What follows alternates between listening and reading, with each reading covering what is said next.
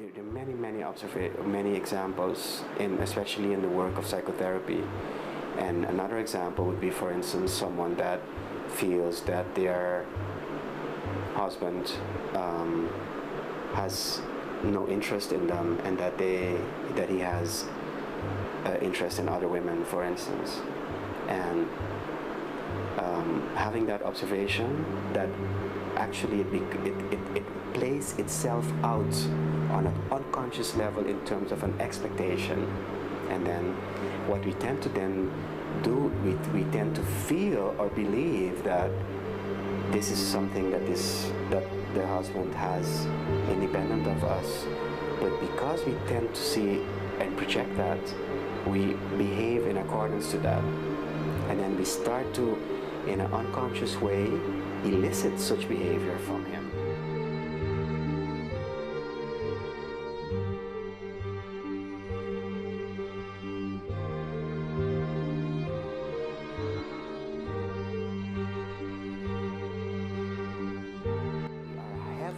Invested in proving these expectations true, and it's a kind of a cognitive dissonance process that we want the reality to conform to our expectations of it.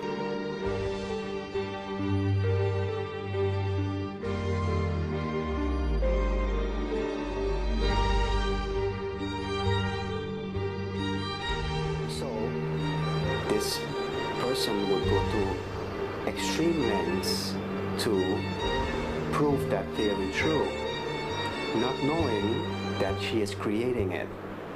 And that's why this problem is so important, because we end up creating what we think is out there independent of us, and what we, for instance, would be fighting, while unconsciously we are creating it. So observations and projections are unconscious beliefs that in a very automatic way tend to be self-realized.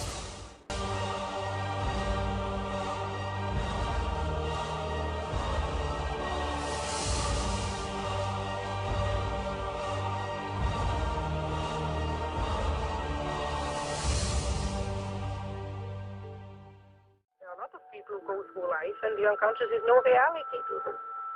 They say at breakfast I had a funny dream, and that in the afternoon they don't know anything about it. But if they paint them and interpret them and think about them, the dream becomes real. And that's why you have to be lonely, so that the unconscious becomes stronger. It's like loading up the unconscious, and then it manifests. Hermes Trismegistus said in one active imagination to an alchemist, I am the friend of whoever is lonely. We have now, you see, it's a man who pours water into the fish. Now the fish is the unconscious, the content. So we have to support the unconscious.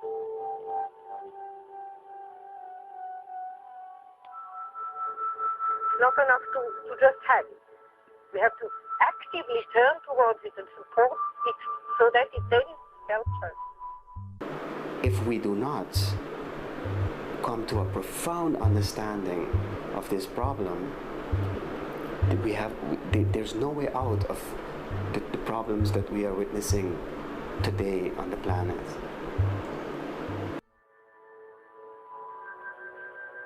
I think that if not more people try to reflect and take back their projections and take the opposites within themselves, there will be a total destruction.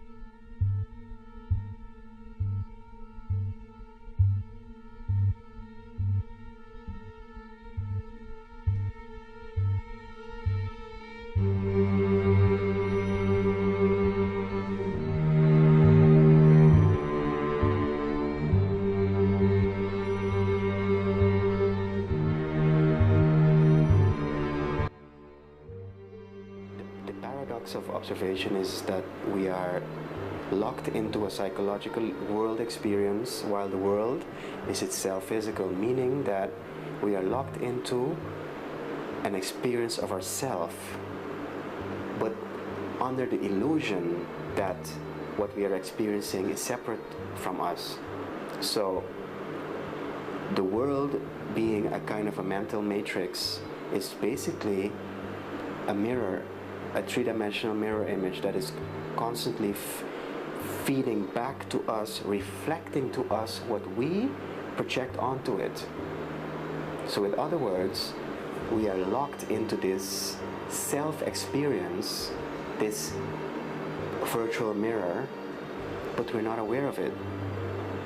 And until we don't become aware of it, it serves as a kind of a prison, because we don't know what is outside of these walls of this mirror or of this matrix. You know, people look through their eyes and they think this is the world, but it isn't. It's a tiny, tiny frequency range within an infinite energy field of infinite frequency ranges. And basically it's like a holographic television channel. We have basically got lost because we think we're observing something out there. But what we are observing is basically our own thoughts that are being projected onto whatever is out there, but we don't know, because there's no way to go beyond our own projections. The first step is to become aware that what I am seeing out there is inevitably a part of me, and then this prison, this matrix or mental prison of sorts, serves the very important purpose of self-awareness. There are no other similar beings like man that are articulate and could give account of their functioning.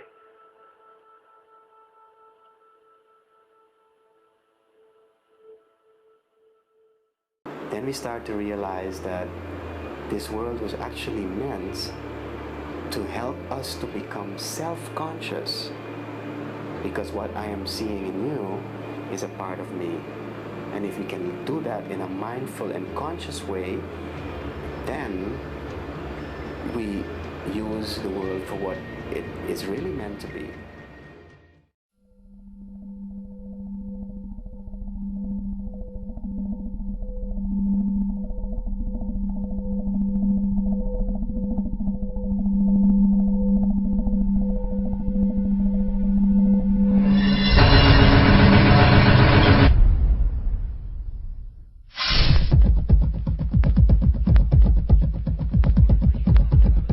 The old appeals to racial, sexual, and religious chauvinism, to rabid nationalist fervor, are beginning not to work. This is who I am and whether I'm good or bad or achieving or not, all that's learned along the way. Just a ride.